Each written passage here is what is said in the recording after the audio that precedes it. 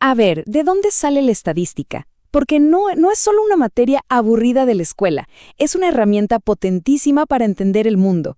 Y lo más curioso es que su origen no está en un laboratorio, sino en una necesidad muy humana, la de darle algo de sentido a un universo que está lleno de datos, de variabilidad y sobre todo de azar. Bueno, vamos a desglosar esto. Suena como una pregunta un poco rara, ¿no? O sea, ¿qué tiene que ver un rey de la Edad Media con los análisis de datos que hacemos hoy en día? Pues la respuesta nos lleva justo al corazón del por qué necesitamos la estadística en primer lugar. Y de esta tarea monumental salió el Domesday Book, que es básicamente uno de los primeros grandes censos de la historia. El objetivo, era súper práctico. Saber qué y a quién se le podían cobrar impuestos. Para administrar eficientemente, primero hay que contar. Se registró todo: castillos, dueños de tierras, hasta el último buey. Fue un intento masivo de resolver un problema muy real usando datos. Y ahí está la clave de todo. Da igual si es un rey intentando gobernar un reino o cualquiera de nosotros tratando de entender algo, lo que sea, desde el clima hasta la economía. El desafío es el mismo. El mundo no es ordenado ni es predecible. Y la estadística, bueno, es la disciplina que nació para hacerle frente a ese caos. Ok, entonces, ¿por dónde empezamos a ponerle orden a este caos? Bueno, el primer paso es bastante lógico. Simplemente describir lo que tenemos, crear una especie de mapa del territorio que estamos a punto de explorar. Esta es nuestra primera caja de herramientas. La estadística descriptiva no intenta predecir el futuro ni sacar conclusiones sobre el universo entero. No. Su meta es más directa, más al grano. Agarrar un montón de datos desordenados y presentarlos de una forma que podamos entender. Y una de las herramientas visuales más potentes que tenemos para esto es el histograma. En vez de tener una lista interminable de números, el histograma nos cuenta una historia. Nos revela la forma de los datos, dónde se amontonan, qué tan dispersos están, si hay algo raro por ahí. Y armarlo es bastante intuitivo, la verdad. Primero, vemos el panorama completo, del dato más chiquito al más grande. Luego, dividimos ese rango en cajas o intervalos. Después, contamos cuántos datos caen dentro de cada una de esas cajas y ¡listo! Dibujamos una barra para cada caja. La altura de la barra nos dice qué tan popular es ese intervalo. Y así, de repente, el caos de números se transforma en una imagen clara. Pero no todo es visual. A veces lo que necesitamos es un solo número que lo resuma todo. El más conocido, claro, es el promedio, o la media. Por ejemplo, si medimos la altura de un grupo de 36 personas, podríamos obtener un promedio de 169.2 centímetros. Ese único número nos da, de un solo vistazo, una idea del centro de gravedad de todos nuestros datos. Y acá es donde la cosa se pone de verdad interesante, y también más difícil. Porque, describir los datos que ya tenemos es útil, sí, pero el verdadero poder de la estadística está en decir cosas sobre los datos que no tenemos. ¿Cómo se da ese salto? Bueno, veamos ahora cómo se construye ese puente. Este es el gran salto conceptual, pasar de simplemente describir a empezar a inferir, pasar de lo que vemos a lo que podemos predecir. Primero, definamos a dónde queremos llegar, a la población. Esta es la totalidad, el conjunto completo de todo lo que nos interesa estudiar. Podrían ser todos los votantes de un país o todas las estrellas de una galaxia.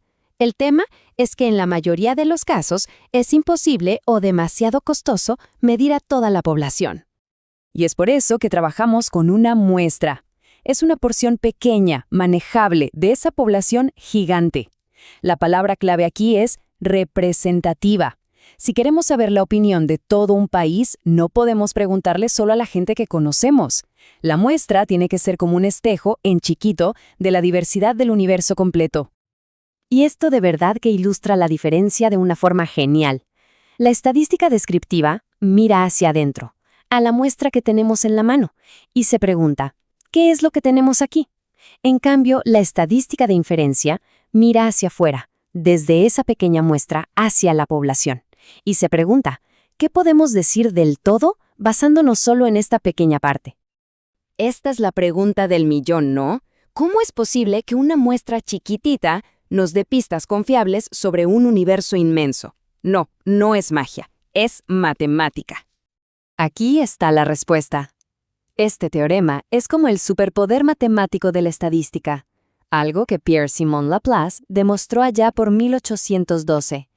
Es, sin exagerar, uno de los pilares de toda la estadística moderna, y es lo que nos permite hacer predicciones con un grado de confianza que podemos medir. La idea es increíble. Imaginemos que tomamos un montón de muestras de una población. Y esto es lo genial. No importa qué forma tengan los datos originales, pueden ser cualquier cosa. Si calculamos el promedio de cada una de esas muestras y luego graficamos todos esos promedios, casi por arte de magia aparece la famosa campana de Gauss. Esta regularidad que emerge del azar es lo que nos da el poder de usar una sola muestra para hacer predicciones bastante buenas sobre el universo entero. Muy bien. Ya podemos describir datos y hacer inferencias sobre el universo. ¿Y cuál es el paso final? Pues usar todo esto para tomar decisiones en el mundo real, un mundo que, como ya vimos, siempre está lleno de incertidumbre. Porque al final, el objetivo de la estadística no es solo acumular conocimiento, es actuar. Nos da un marco de trabajo para tomar decisiones que no se basen en la pura corazonada, sino en evidencia y en una evaluación de los riesgos que estamos tomando. Y este proceso suele empezar con lo que se llama la hipótesis nula. Pensemos en ella como el acusado es inocente hasta que se demuestre lo contrario de la ciencia. Es la idea de partida, el status quo. Por ejemplo, que un nuevo medicamento no tiene ningún efecto. Nuestro trabajo como estadísticos es ver si los datos que recolectamos son pero tan sorprendentes que nos obligan a rechazar esa idea inicial. Pero ojo, y esto es importantísimo, nunca hay certeza absoluta. La estadística no elimina la duda, lo que hace es ayudarnos a ponerle un número, a cuantificarla. Nos permite medir el riesgo de equivocarnos al tomar una decisión. Y básicamente hay dos formas de meter la pata. Un error de tipo 1, que es un falso positivo. Es cuando concluimos que algo funciona, que hay un efecto, cuando en realidad no lo hay. Y luego está el error de tipo 2, un falso negativo, que es lo contrario. No logramos darnos cuenta de un efecto que sí existe. Y en la práctica, siempre hay que buscar un equilibrio entre estos dos riesgos. Así que si echamos la vista atrás, vemos un camino muy claro. Todo empezó con una necesidad práctica de describir el mundo, como hizo Guillermo el Conquistador. Luego, con gente como Pascal y Fermat, aprendimos a medir el azar con la probabilidad. Después, el teorema del límite central nos dio el poder de inferir, y finalmente, en el siglo XX, se crearon los métodos para poder decidir con base en los datos. Entonces, el punto central de todo esto es que la estadística no es solo un montón de fórmulas y cálculos, es un lenguaje, es una forma estructurada de pensar y de hablar sobre un mundo que es, por naturaleza, incierto. Nos da un método para aprender de los datos y, con suerte, tomar decisiones un poco más inteligentes. Y esto nos deja con una última pregunta, que es fundamental.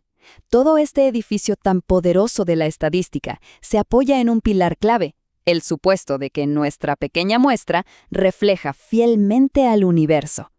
Pero, ¿cómo podemos estar seguros de eso? Esa pregunta, la de la representatividad, sigue siendo uno de los mayores y más fascinantes desafíos al usar la estadística para tratar de entender la verdad.